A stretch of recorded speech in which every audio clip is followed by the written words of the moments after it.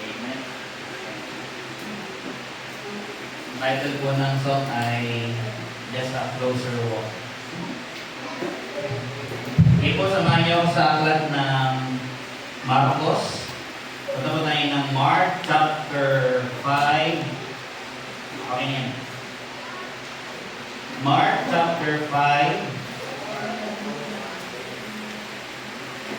Punta po kayo sa verse 21. Babasahin ko po dyan.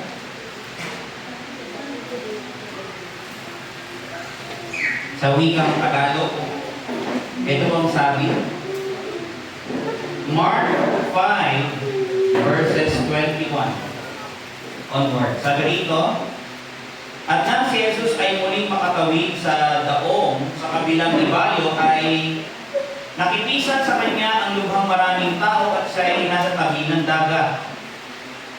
22, at lumapit ang isang pinuno sa sinagoga na nagngangalang Jairo, at pagkakita sa kanya ay nagpatira pa siya sa kanyang paanan.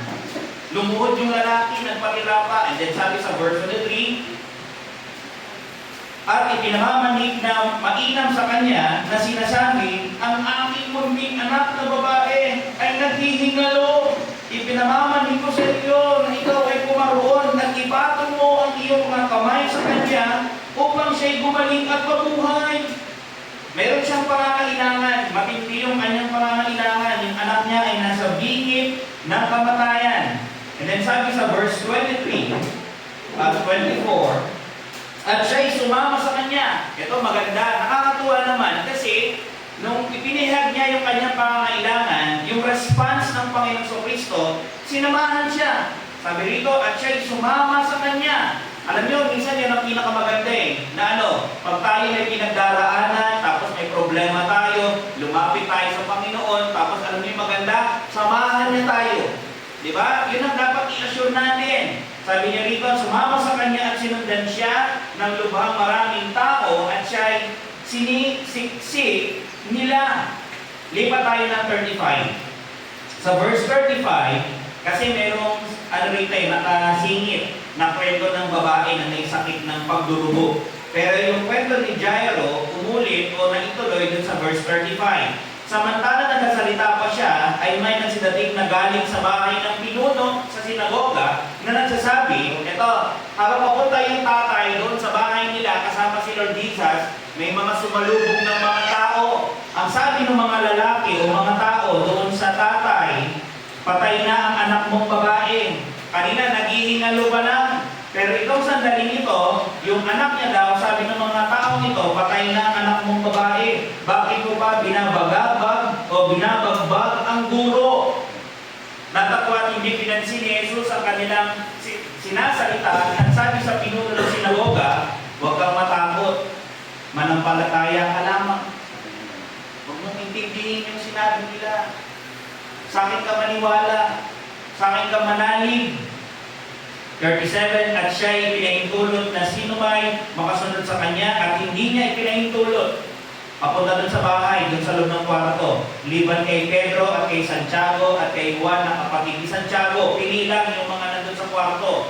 Sa verse 38, at nagsidating sila sa bahay ng pinuno sa sinagoga at napanood niya ang pagkakagulo at ang pagsisitangis na bubuntok hininga ng labis. Yung mga reaksyon ng tao kasi namatayan, nag-iiyak na yung iba doon, nakikidalamhati na yung iba. 39, at pagkapasok niya ay kanyang sinabi sa kanila, bakit kayo nang nagkagugulo? At nagsisitangis, hindi patay ang bata, kundi natutulog. Sabi niya ni Lord Jesus, ano yung reaction ng mga tao? Tinawanan siya. Sabi nila dito sa verse 40, at tinatawanan nila siya na nililibak. Ano? Buhay. Kanina nakita ko, nilagutan ng hininga. Patay na talaga yan. Malamig na. Tapos sabi mo sa akin, buhay pa. Hindi siya patay. Niloloko mo yata kami. Parang ganun Datapwat nang mapalabas na niya ang lahat ay isinama niya ang ama ng bata at ang ina nito at ang kanyang mga kasamahan at pumasok sa kinaroroonan ng bata. Kung nasaan mahiga yung katawan ng bata. Ang sabi ng Panginoon sa 41, at pagkahawak niya sa kamay ng bata ay sinabi niya sa kanya, Talita kumi, na kung liliwanagin, ang ibig sabihin ay, dalaga, sinasabi ko sa iyo, magbangon ka. Kinausap ng Panginoong Kristo yung patay na bata, na sinasabi ng iba patay na. Ang ginawa ng Panginoon, nilapitan niya, kinausap niya, ang sabi niya, dalaga, sinasabi ko sa iyo, magbangon ka. Anong nangyari? At pagtakay, nagbangon ng dalaga at lumakad. The moment na sinabi ng Panginoong Kristo yon, tumayo yung babae, yung dalaga, at naglakad, sapagkat siya ay may 12 taon na, at pagtakay na nagtataka, silang lubha, 43, at pinagbili niya sa kanilang mahigpit na sino man ay huwag makaalam nito, at kanyang pinagputos na siya ay bigyan ng pagkain. O sige, pakainin niyo na yung bata. Siguro nagugutom. Pero title ng aking message, A Father's Desperation. Let's go ahead and pray. Lord, thank you sa umagang ito. We pray for wisdom, we pray for guidance, we pray for insight, we pray for blessing, we pray for conviction, we pray for your presence.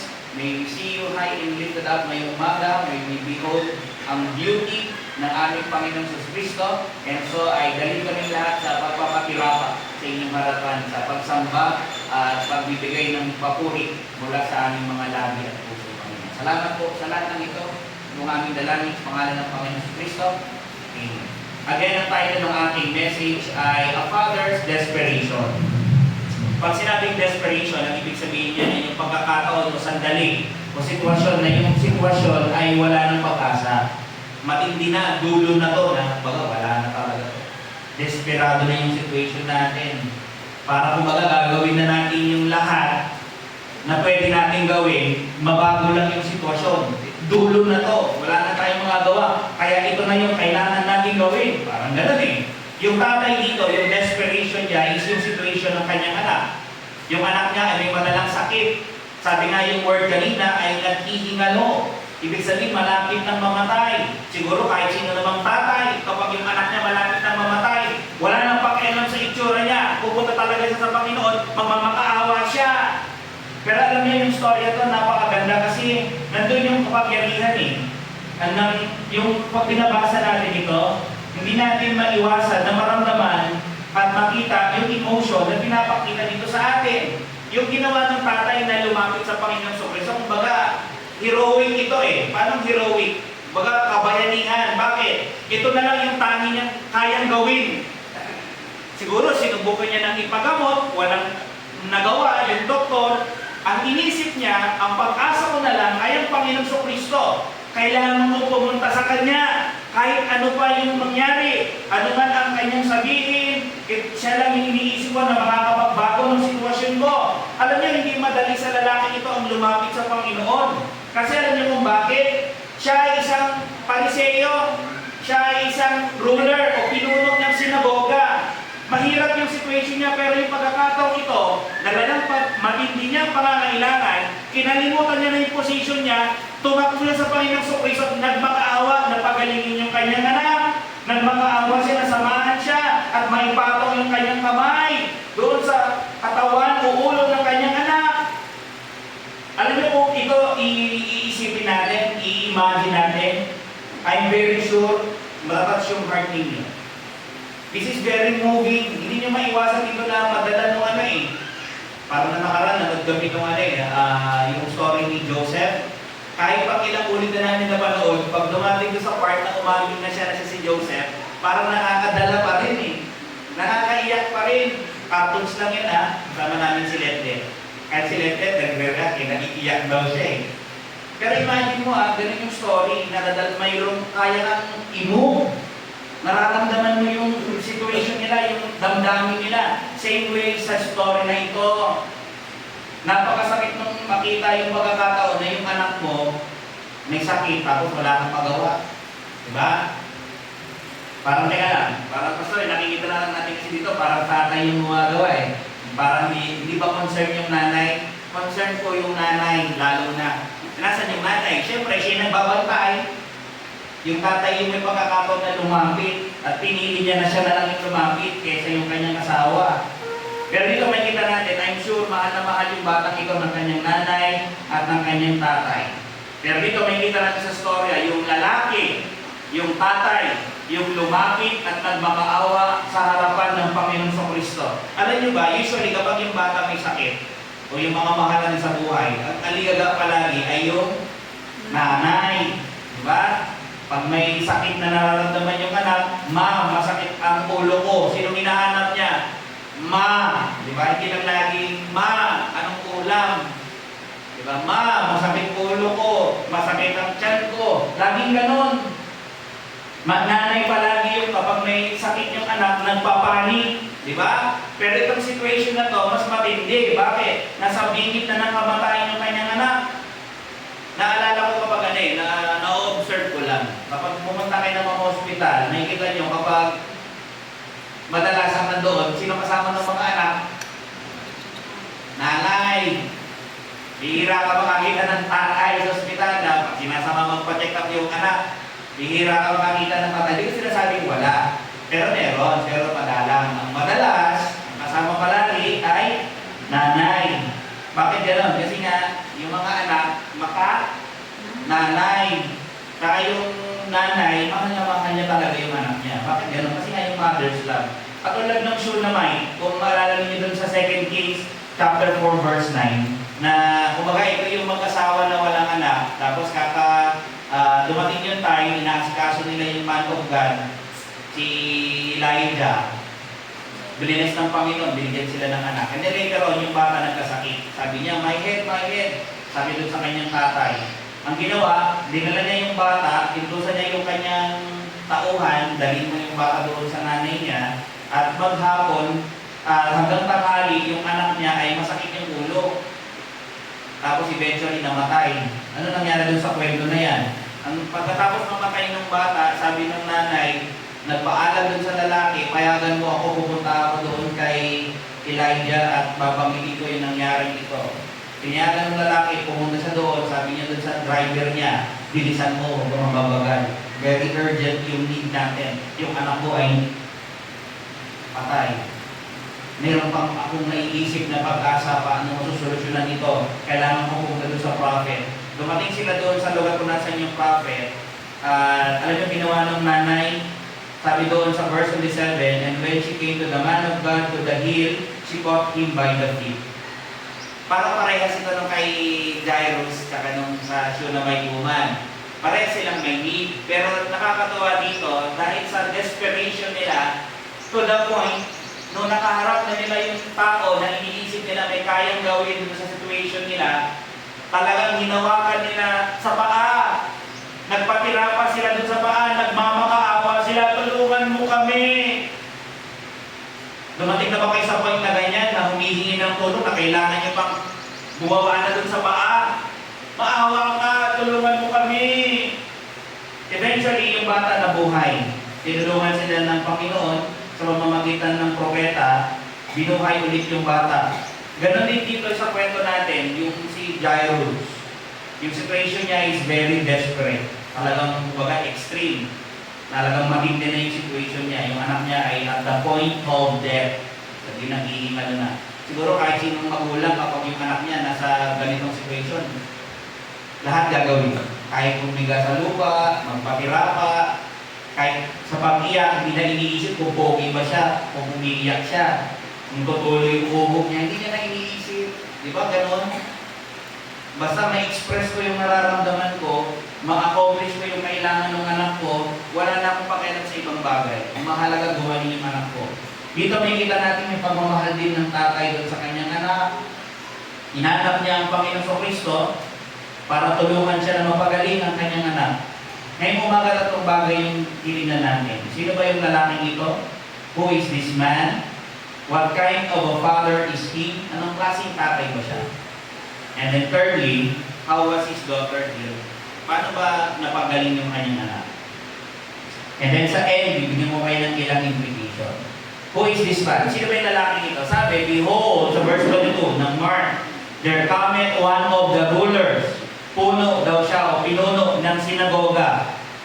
Sabi dito, ang pangalan daw niya ay Jairus.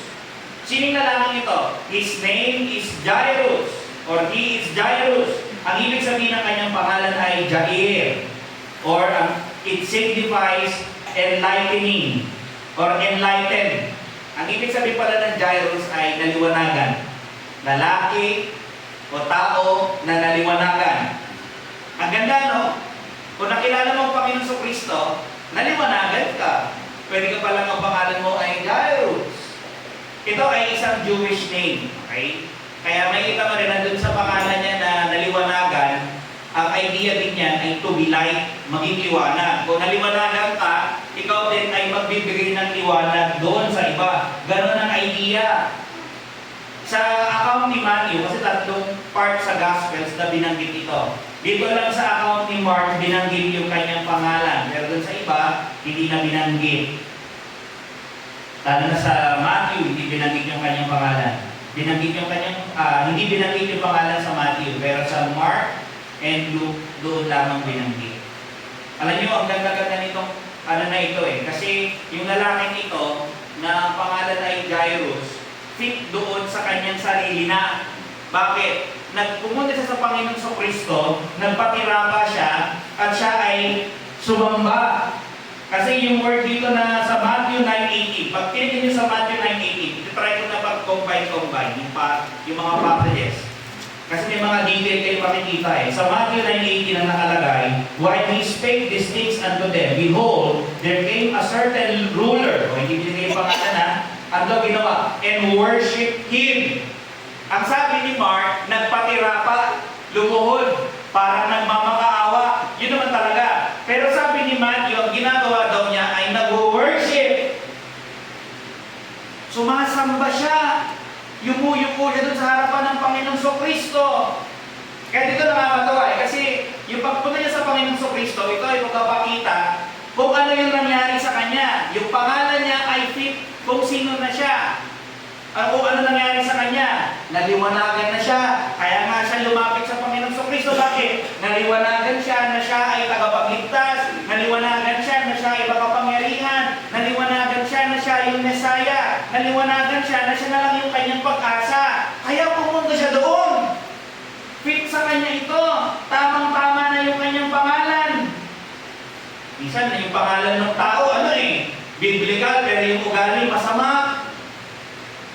Pero at least ito, yung name niya, tugma, maganda. Naliwanagan yung kanyang isip sa kung sino ang Panginoon Kristo. Alam niya na mahabagin ng Panginoon, alam niya na maawain ng Panginoon, alam niya tutulungan siya ng Panginoon Kristo. And that's a question today. Kung si Jairus or si Jairo ay lalaki na naliwanagan, and then siya ay magsisilbing liwanag din para sa iba, tanungin natin ang ating mga sarili, naliwanagan na ba ang inyong mga isip sa kung sino ang Panginoong Kristo sa iyong buhay? Kilala mo na ba siya? Sana ganito yung gawin mo, hindi lang dahil may sakit, yung mahal mo sa buhay o ikaw ay may kailangan. Kahit walang sakit, wala kang pangangailangan, lumapit ka, sumamba ka, yumuko ka, magpakirapa ka. Alam niyo, nakakatawa dito na makita nasabi si Jairus doon, yung pangalan daw niya ay enlightened. Pag inisip natin, alam niyo kung paano siya naliwanagan? Sa Biblia, ang liwanag daw ay yung Panginoong Kristo. Binigyan liwanag siya ni Lord Jesus. Ang sabi ng John 8:12, sabi ni Lord Jesus, I am the light of the world. Ako ang liwanag ng sanlibutan. Sa John 9:5, sabi niya, I am the light of the world. Ano ba ang silbi ng liwanag? Pag maliwanag, nakikita mo yung daan, alam mo kung ano yung lugar na pupuntahan mo, makakarating ka doon. Bakit? Maliwanag. Kaya yung unang panahon, walang mga street lights. Kapag gabi, anong ginagawa nila? Tumutuloy ba silang magbiyahe? Hindi. Ang ginagawa nila, humihinto. Inaantay nila magkaroon ng liwanag. And then saka sila tutuloy ng biyahe at makakarating sa kanilang paroroonan. Same way with the Lord Jesus Christ. Para tayo makarating doon sa walang hanggan, kailangan natin ng liwanag. At ang liwanag ay ang Panginoong Kristo. Alam niyo ba ang Panginoong Kristo? Siya yung liwanag. Siya yung nagbibigay ng liwanag. Kanina, tinanong ko kayo kung naliwanagan na kayo. Paano ba mangyayari, Pastor? Ang Panginoong Yesus ang nagbibigay. Nakalagay sa Luke 1, punta kayo doon sa Luke chapter 1, verse 67. Ito yung context niya. Ito ay prediction or prophecy ni Zacharias. Sabi, and his father Zacharias was filled with the Holy Ghost and prophesied, saying, and thou child, sabi niya, shall be called the prophet of the highest, for thou shalt go before the face of the Lord before thy ways. Ito ano to ha, in a way, si John ay light, pero yung pinaka-true light ay ang Panginoong Kristo. Itong si John, katulad din siya ni Jairus. Sabi dito, ano gagawin niya? To give knowledge of salvation unto his people. To give knowledge of salvation unto his people by remission of their sins through the tender mercy of our God, whereby the day spring from on high hath visited us to give light to them that sit in darkness in the shadow of death. Ito, gumamit ang Panginoon ng instrument para magbigay ng liwanag doon sa mga tao. Ginamit niya yung mga ministro, si John the Baptist. Ano ba trabaho ni John the Baptist? Mag-preach. Sa paraan pa lang gano'n, nagbibigay daw siya ng knowledge, nagbibigay daw siya ng liwanag doon sa mga tao. Sinong liwanag yung pinangibigay niya? Ang Panginoong Kristo. Kaya maigi kapag nandito kayo, nakakarinig kayo ng Word of God, baka sakali na yung ating isip ay pagliwanagin ng Diyos, malaman ko na siya pala yung pinakakailangan ko, na yung buhay ko pala ay dapat gamitin ko para sa Kanya. Yung buhay ko ay galing sa Kanya. Yung buhay ko, ang purpose pala ay para sa Kanya. Lord, thank you! Nawa yan ang ma-experience mo ngayong umaga. Ikaw ay bigyan liwanag ng Panginoong Kristo sa iyong puso at isip, sa kanyang ikaluluwalhati. Nawa, matanggap mo yan. Then and only, kapag naging tayo'y naligtas, nakatanggap tayo ng liwanag, then and only, natanggap natin siya. Yun ang ibig sabihin nun eh. Pag si Kristo ay nasa atin na, then may liwanag na tayo. Then and only, we will be light of the world. Diba, sinabi doon sa Matthew 5:14 ng Panginoong Kristo sa mga disciples, sa mga mananampalataya, ye are the light of the world. Nung nandito ang Panginoon Kristo, sabi niya, I am the light of the world. Eh wala na siya. Bumalik na sa langit. Eh sino na yung light of the world ngayon? Of course, ang Panginoon Kristo pa rin, pero meron siyang mga instrument na nagsisilbing liwanag sa mundong ito. Alam niyo kung sino? Yung mga mananampalataya. Kaya dapat tayo ay magningning, makita ang Panginoong Kristo sa ating mga buhay. Sabi nga, hindi lang daw tayo patitulad sa isang liwanag eh. Para din tayo mga asin. They are the salt of the world. Bakit? Para sa inyong asin? Para mag-preserve. Para din mag-irritate. Minsan yung mga tao naiinis sa atin. Bakit? Pag tinuturuan natin sila, sinasabi natin yung mga mali nila, kung ano ang tama, nagagalit sila. Ayun, nai-irritate din sila. So, ito naman ang purpose ng asin. Pero nonetheless, ang light ay walang iba kundi ang Panginoong Kristo. May pagkalugnawa sa iyo ang liwanag na ito. Dito may kita natin si Jairus. Yung sa ginawa niya, sumamba daw siya, nagpakirapa daw siya, na-realize siya kung ano yung mga bagay na kayang gawin ng Panginoong Kristo. Si Jairus po ay mananampalataya. Kaya alam niyo, habang tinignan ko yung istorya na to, kunwari, first time natin magbasa ng Bible, pag tinignan natin yung storya na to, makikita natin na yung experience ni Jairus sa buhay niya, para siyang example sa atin at nagsisilbing liwanag. Ay, ang galing naman si Jairus na lumapit sa Panginoon eh. Gayahin ko siya. Diba? Liwanag siya.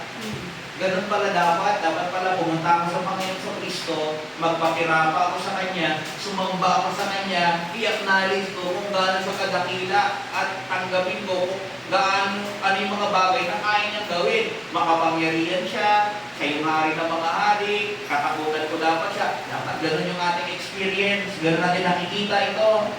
Kaya it's good thing eh.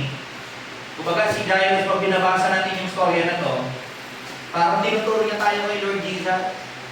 Diba? Pag binasa mo to, pumunta siya kay Lord Jesus, gagayahin natin. Example siya. In a way, tinuturo niya tayo sa Panginoon. Sinong lalaking ito? Who is this man? His name is Jairus.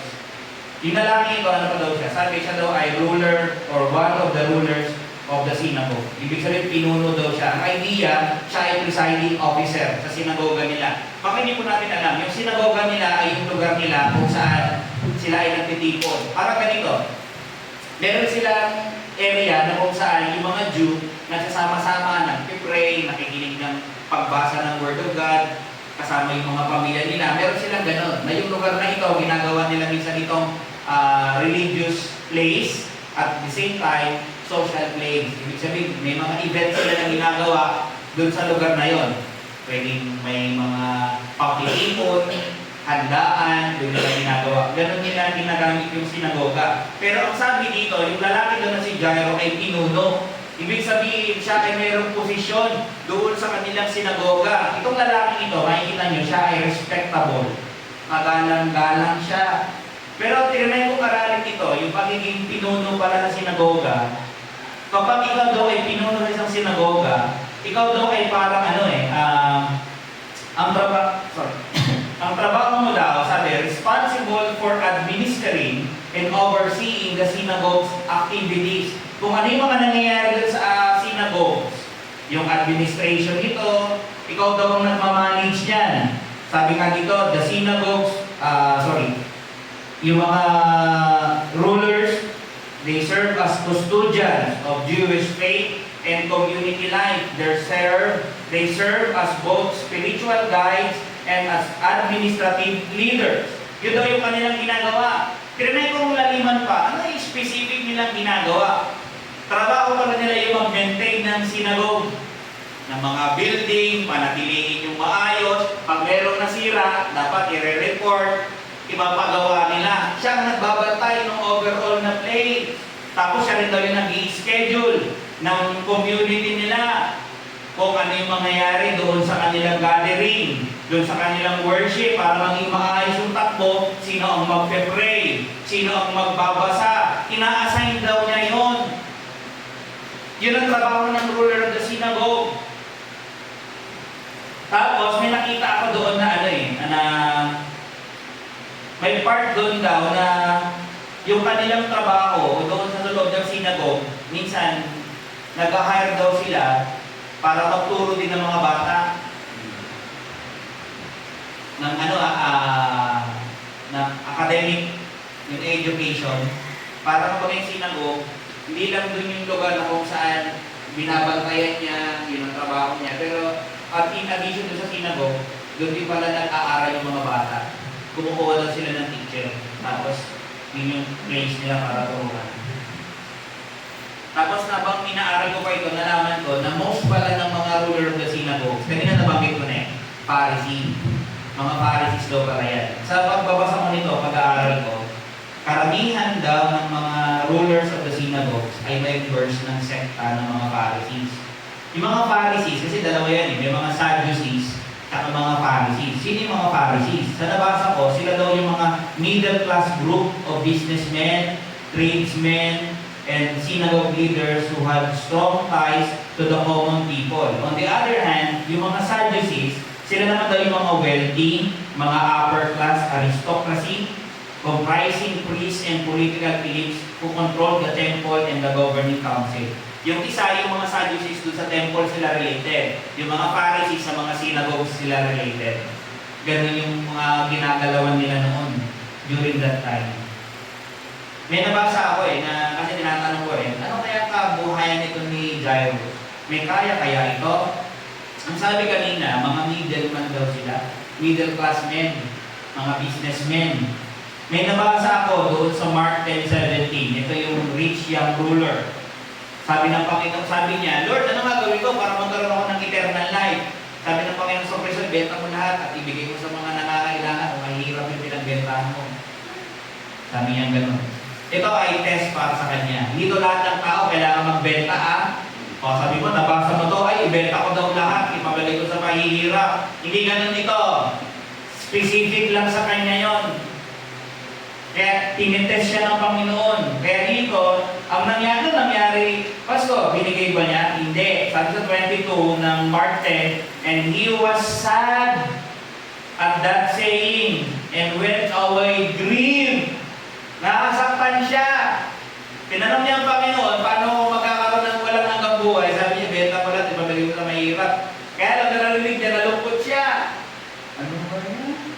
Ba't siya nalungkot? Sabi dito, for he had great possessions.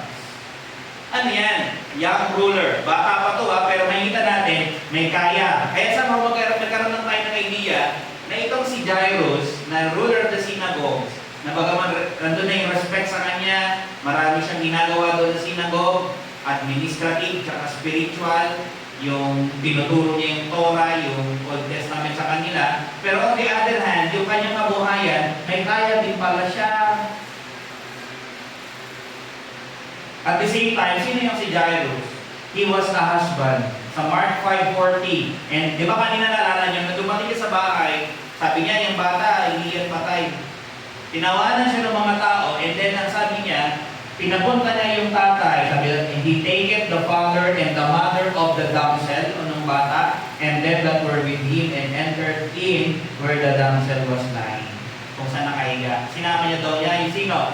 Yung mga kasama niyang pili na disciples, tapos yung nanay at tatay. So makita natin, siya ay may asawa.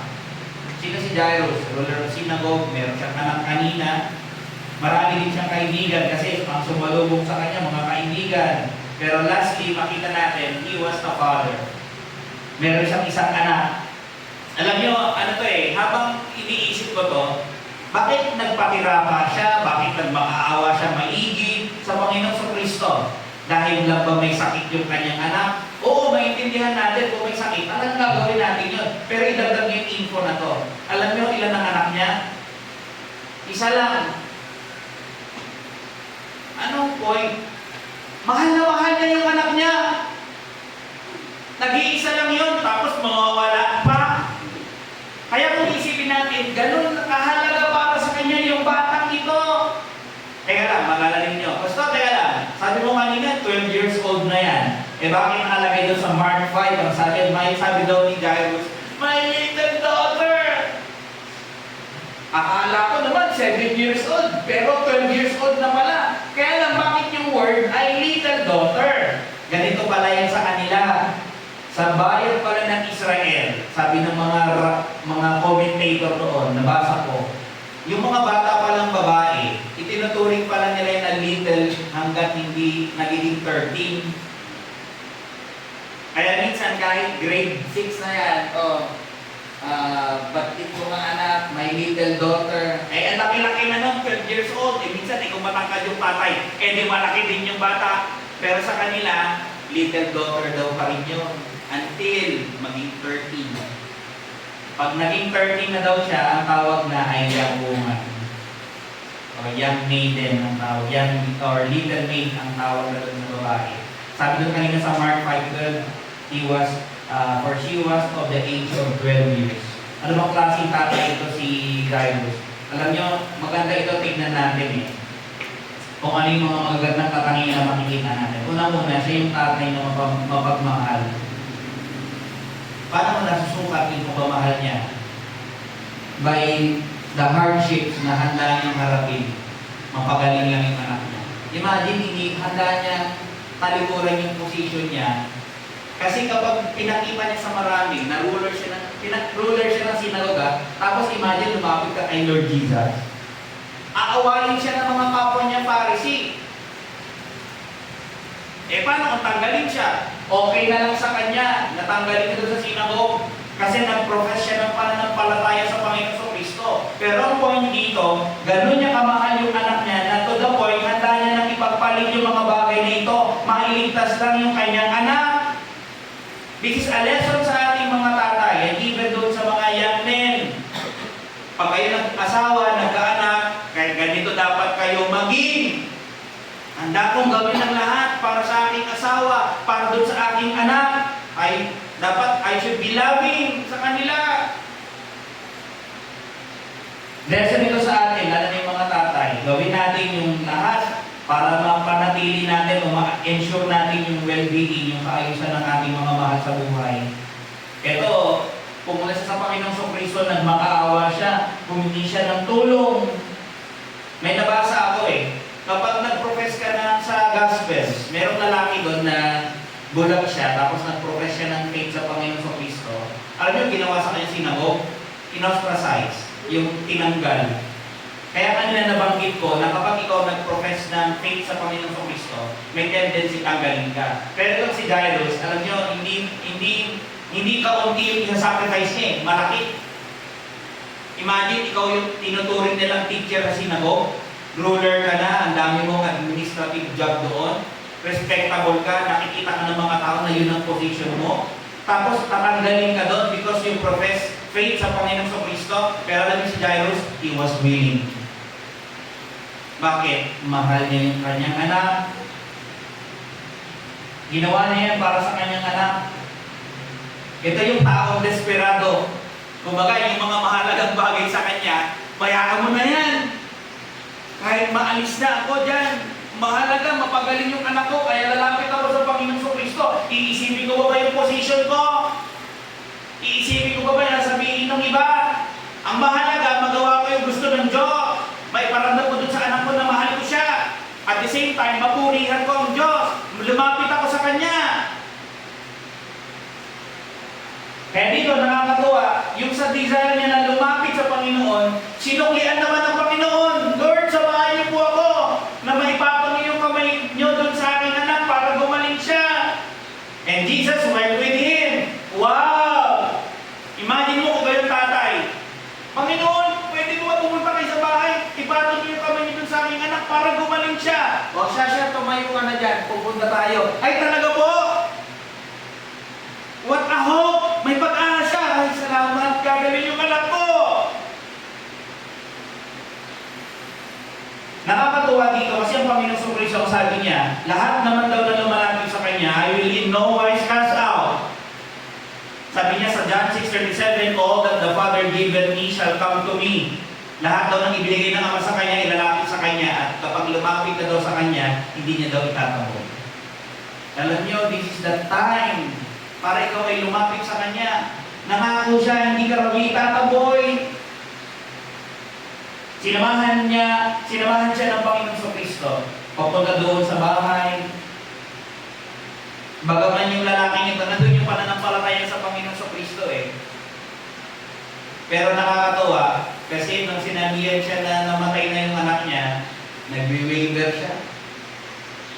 Kasi iba na yung situation eh. No? Kanina, nag-iingal yung anak niya. Ngayon, patay na yung anak niya. Paano na ngayon? Kaya na ba yan ni Lord? Kaya pa ba niya yung solusyonan? Ano sabi ng Panginoong Kristo sa kanya? As soon as Jesus heard that word that was spoken, he said unto the ruler of the synagogue, be not afraid, only believe. Kung mong pansinin yung narinig nila, itong gusto mong gawin mo, be not afraid, huwag kang matakot, only believe. Kanina may sakit, naghihingalo. Akala iniisip mo, baka hindi ko na kayang solusyonan. Huwag kang mag-alala, be not afraid, only believe. Yung sakit, kaya mong pagalingin. Yung patay, kaya mong buhayin. At yun naman ang ginawa niya. Sabi nga dun sa Luke 8, the same passage, sabi niya, fear not, believe only, and she shall be made whole. Mabubuhay siya. Pag kinumpir mo yung Mark at yung Luke, andun yung detail eh.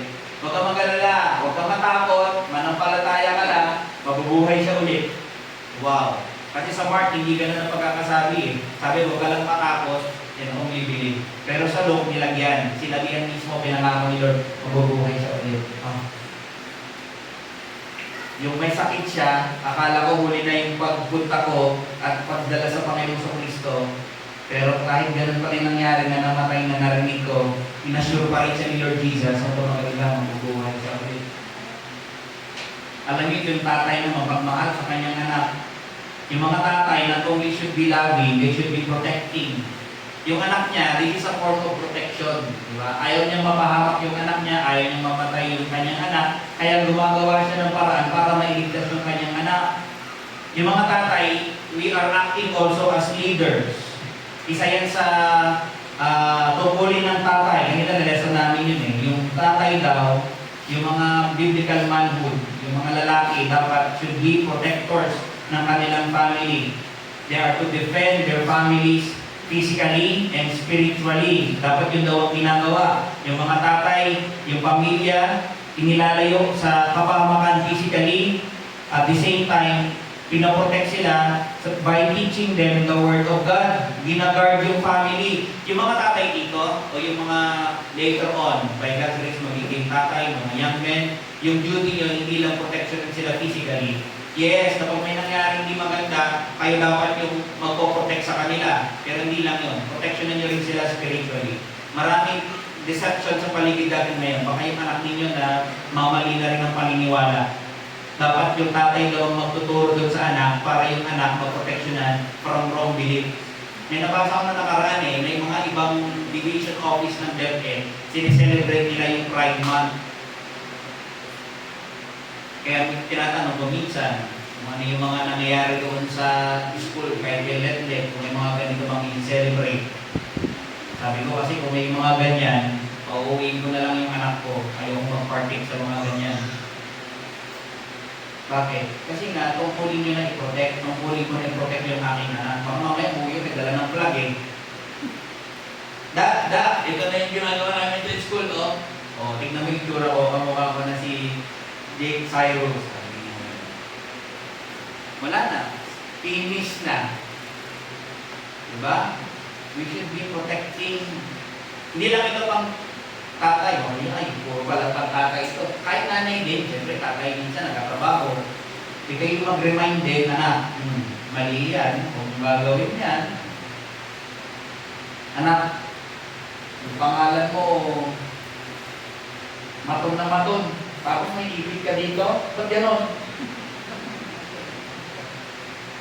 Ba't ka may cutics? Ang laki-laki ng muscle mo, may cutics ka. Tigilan mo yan dapat kayo mag-correct. Minsan may mga minsan yung mga bata, pinapa-act nila as gay. Niloloko-loko nila. Tama ba yun? Maganda bang gawin yun? Of course not! Kasi kapag natuloy yun na magkasala at naging ganun yun, lumabas siya sa design na kung saan nilagay siya ng Panginoon, may kasalanan ka doon. Ikaw nag-influence pasayaw ka ng pasayaw pakimbot ka ng pakimbot, kalalaki ng tao, pakimbot ka ng pakimbot, Ganun ang nangyari. Bata pa lang, bumigay na. Wala kang kasalanan doon. Ikaw ang nag-influence doon. Parents or fathers should be protectors. Dapat tayo yung magturo sa kanila. Sabi nga ng Deuteronomy 6:7, "And thou shalt teach them diligently unto thy children, and shalt talk of them when thou sittest in thine house." Anong ituturo? Yung Word of God, yung truth. Alam niyo, magiging protection ng family from error? Bible. Yung mga tatay, this is your duty. I-remind sila, turuan sila. Si Paul, yan ang ginagawa niya sa mga taga-Thessalonians. As you know, how we exhorted and comforted and charged every one of you as a father that his children. Ano ginagawa na tayo? Nag-instruct, nagtuturo. Ganun ang ginawa ni Paul. Hindi lang dapat maging mapagmahal, hindi lang dapat maging protector o tagapag-ingat. Dapat sila din ay mag-provide, should be providing, magbigay ng pagkain. Si Adam, andun yung kanyang pagpapagal. Sabi nga, in the sweat of thy face shalt thou eat bread. Anong trabaho ni Adam? Magbubukal na ng lupa para mapakain niya yung kanyang pamilya. Ang idea, yung mga lalaki, dapat tayo daw ay mag-provide. Gumawa ng paraan para mapakain sila. May mga instances, yung mga lalaki, inuuna yung bisyo bago yung needs ng family. Mali! You should be providing. Kumbaga, yung pag-provide, form of love. Diba? Kung yung anak mo, inuubos mo sa pamilya mo yung pera mo, yun ang magandang gawin Bakit? Yun ang pamilya mo. Ito naman, lagi naman ditong naririnig. Pag yung mga tao, mga barkada nila, nagkasakit na sila. Nasaan yung mga barkada nila? Tinutulungan ba sila? Di ba hindi? Kanino bumabalik? Doon sa pamilya pa rin. Sino nagsasuffer? Pamilya. Pero nag-enjoy sila, sino kasama? Barkada. Mali. Dapat kung ano yung meron tayo, mga tatay, sa pamilya natin, ubusin nyo. Sila yung bigyan natin ng ginhawa. Masama nga yung di mag-provide Sabi nga ni Paul sa 1 Timothy 5:8, "But if any provide that, for his own or family, and especially of those of his own house, he hath denied the faith and is worse than infidel. Masakot ka pa raw dun sa mga di mananampalataya kung ikaw yung tao na hindi ka nagpo-provide. Dapat tayo mag-provide. Huwag unahin yung bisyo, huwag unahin yung sarili. Isipin palagi yung pangangailangan ng pamilya. And this is a question sa mga tatay. Are you providing for your children? Are you providing? Minsan, puro na lang children, wala na yung wife. Huwag nyo rin naman iwaglit. Yung mga lalaki, huwag nyo rin kalimutan naman yung mga tatay, yung asawa ninyo. Provide also for your wife. Kailangan ko ba ng lipstick? Kailangan ko ba ng make-up? Kailangan mo ng bado? Igatangan ka,ag-order kay Shopee, bayada. Walang to, di mayat. Masaya siya. Dapat sa kanila naman eh. Ito, may mga ilalagag ako dito, pero I hope makita natin. Though hindi directly natin makita doon, or indirectly, imply, yung mga lalaki, we should be leading. Si Jairus, nandun yung leading niya. Kumbaga, yung act niya na pumunta sa Panginoon sa Kristo, this is also a way of giving direction para sa kanyang family. Na ano, ini-example niya na tayo dapat yung pupunta sa Panginoon sa Kristo. Yung ginagawa niya, yung anak niya, dinadirect niya papunta sa Panginoon, yung asawa niya, yung family niya, dinadirect niya sa Panginoon sa Kristo. Yun ang kanyang ginagawa. Yung mga tatay, dapat manalangin tayo, kasama sila, magbasa, mag-aral, lalo na kapag may pangangailangan. Ganyan ang ginawa ni Abraham. Natuwa-tuwa ang Panginoon sa kanya. Sabi ni Lord, for I know him that he will command his children and his household after him. Dadirect daw ni Abraham yung kanyang mga anak papunta sa Panginoon. Ito, huwag niyong kalilimutan yung mga tatay. He should be chastising. Ano chastising? Nagko-correct. Anong nagko-correct? Na mamalo, in that spirit or withhold his wrath, hate his son. O, sa Bible, pag di ka na mamalo, form of hatred daw yun sa anak mo. Bakit? Lalaki siyang matigas ang ulo. Lalaki siyang sakit ng ulo. Ngayon, kapag pinalaki mong pangsakit ng ulo mo, anong mangyayari yun sa iba? Pag na-encounter siya, sakit din siya ng ulo ng iba. Kaya ang sabi, huwag mo raw ipagkait yung pagpalo. Paluin mo pag kailangan. Huwag bubugin. Magkaiba naman yun. Okay? Pero yung mga tatay, we should be leaders. We should be mga tatay na nag-chastise or nag-discipline. And also lastly, kay Jairus, o sa bawat niya sa atin, we should be setting as an example. Yung mga tatay should be an example. Katulad din ni Paul. Alam natin kung paano na pagaling yung lalaki ay yung babae. Diba? Pinunta ng Panginoon sa Kristo, hinawakan niya, kinausap yung bangkay, then bumalik yung buhay doon sa katawan ng babae. And her spirit came again. Sabi ng Luke 8:55. Ito ang ganda. Sabi, and her spirit came again.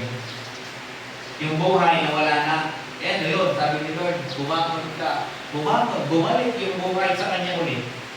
Kung ano siya, huminga na ulit. Pag i-try nyo imagine patay na. Tapos, dalaga, bumangon ka, tapos dumila. Umamis na siya ulit. Bigyan niya ng pagkain, gutom na gutom. Para nanonood tayo ng pelikula, no? Hindi na ako tanay kung paano nangyari yun. Basta one thing is for sure. Kaya makapangyarihan ng Panginoon sa Kristo. Kaya naman niya yan, kaya na yan. May mga namamatay na nga ngayon, di ba? Pero ilang pagdata, biglang mabubuhay pa. Kaya pa rin ito ng Panginoon. Let me end with few or two implications. Alam niyo, maganda yung story na ito kasi bakit? Nakikita natin yung isang tatay na lumalapit, nagmamaawa sa Panginoon sa Kristo para doon sa kanyang minamahal na anak. Alam niyo, parang minsan ano ito so yung iba, ang tingin nila rito abnormal. Dapat hindi ginagawa ng lalaki yan. Nagsisimba, lumalapit sa Panginoon sa Kristo. Hindi normal yan. Mali. Sa kanila, parang ang tunay na lalaki, hindi nagsisimba. Parang gano'n eh. Mali! Ito yung normal dapat. Yung tatay, yung lalaki, lumalapit sa Panginoon, lumuluhod, nagpupuri, sumasamba sa Kanya. Baliktad ngayon eh. Nasaan yung mga tatay ngayon? Yung iba may session na. Diba? Minsan iniisip nila hindi panglalaki yung magsimba. Babae lang dapat na nagsisimba. Pero turo nyo sa Bible. Tingnan mo itong lalaking ito. Lumalapit sa Panginoong Kristo. Lalaki, tatay. Yan yung responsableng tatay. I'm happy na makita yung mga tatay this morning. Yung mga binata ngayon, ito dapat kayo maging.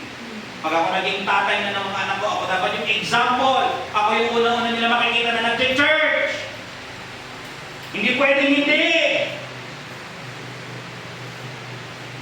Ngayon kasi pag nag-church, parang ang dating, mahina ka eh. Sige, baliktad.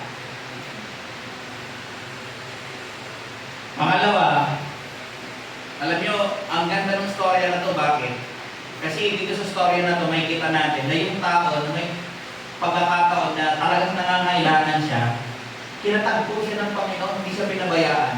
Alam nyo, kung tayo may pangangailangan matindi, at lalapit daw tayo sa Panginoon Kristo, hindi niya tayo pababayaan.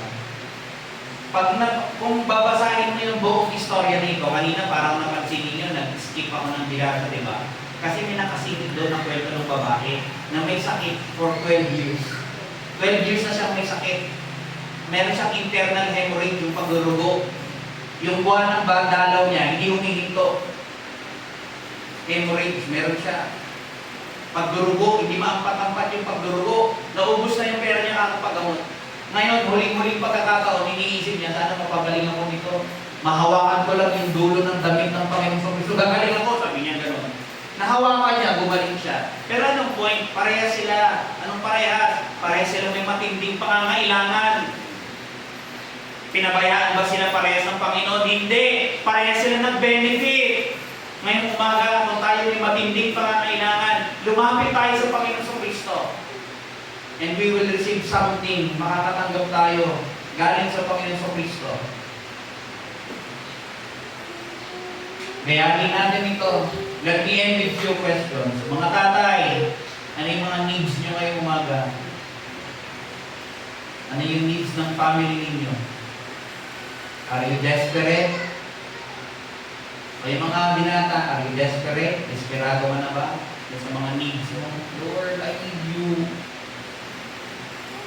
Mga tatay, huwag niyo pong kalimutan ito. Yung mga tungkulin ninyo na mahalin, pakainin, proteksyonan, pangunahan, disiplinahin, at paging halimbawa para sa inyong mga pamilya. Alalahanin niyo si Jairo. Si mga kaibigan namin na hindi paligtas, ni same thing, lumapit ka sa Panginoong Kristo.